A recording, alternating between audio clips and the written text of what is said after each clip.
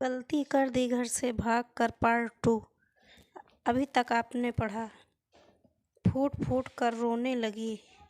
केशव निया को सहारा देकर गाड़ी तक लाया और उसे उसमें बिठाकर पानी पिलाया। जब निया थोड़ा संयत हुई तो केशव उसे डांटते हुए बोला, ये क्या किया निया? तुम एक बार मानो के चंगुल से छूटकर निकल आई तो तुम्हें दोबारा इस तरह सुनसान सड़क पर नहीं आना चाहिए था। अगर वो वापस आ जाता तो सही होता, ले जाता, बेच देता मुझे उस दलदल में। वैसे भी मेरी फिक्र किसे? तुम्हें पता है, मानो के चंगुल से निकलकर मैं सीधे पापा के घर पास गई, पर उन्होंने दरवाज़ा बंद कर दिया, ये बोलकर कि अब मुझसे उनका कोई नाता नहीं है। सिसकते हुए निया बोली तो केशव निया के आंसू पोंछते हुए बोला, सब पता है मुझे। तुम्हारे घर से निकलने के बाद आंटी का फ़ोन आया। उन्होंने तुम्हारे बारे में सब बताने के बाद ये भी कहा कि मैं जाकर तुम्हें अपने घर ले आऊं, क्योंकि अंकल अभी बहुत गुस्से में हैं। देखा, मैंने कहा था कि पापा चाहते हैं नहीं कि मैं घर वापस आऊं। अब तो मेरे पास एक ही रास्ता है कि मैं मर जाऊं। रोते हुए जब ये बात निया ने कही तो केशव गुस्से में निया से चीखते हुए बोला, बस बस करो तुम। खुद को बेचारी बताने का ड्रामा। तुम बस हमेशा अपनी सोचती हो। अंकल के मना करने के बावजूद तुम उस लफंगे मानो के साथ घर से निकल आई, बिना ये सोचे कि इकलौती बेटी के जाने के बाद तुम्हारे माँ बाप पर क्या बीतेगी। पापा चाहते ही नहीं हैं कि मैं घर वापस आऊं। अब तो मेरे पास एक ही रास्ता है, मैं मर जाऊं।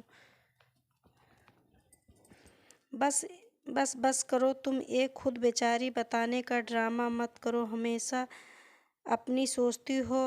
अंकल के मना करने के बावजूद तुम उस लफंगे मानो के साथ घर से निकल आई, बिना ये सोचे कि इकलौती बेटी के जाने के बाद तुम्हारे माँ बाप पर क्या बीतेगी। और अब जब वापस आई हो तो अंकल के जरा से डांटने पर निकल पड़ी अपनी ज़िंदगी ख़त्म करने।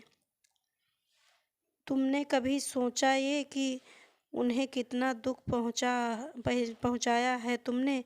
कितनी जिल्लत उठाई है उन्होंने सभी के सामने तुम्हारी वजह से, और तुम चाहती हो कि वो तुम्हें एक बार में ही माफ़ कर दें।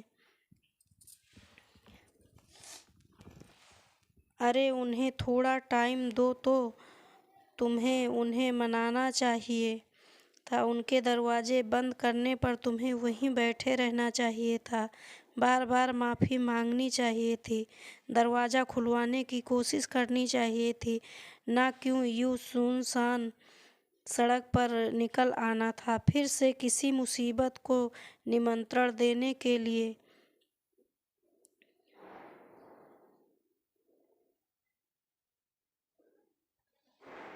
केशव की बातें सुनकर निया को समझ में आ गया कि उसने कितनी बड़ी गलती की है। वो तो उसके साथ चल पड़ी अपने माँ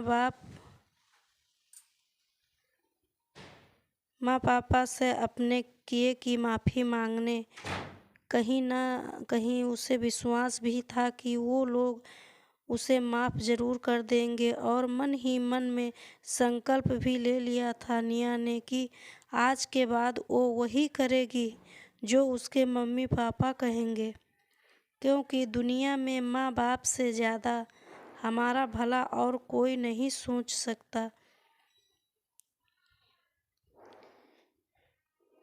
अगर आपको हमारी वीडियो अच्छी लगे तो लाइक करें व चैनल को सब्सक्राइब करें। धन्यवाद।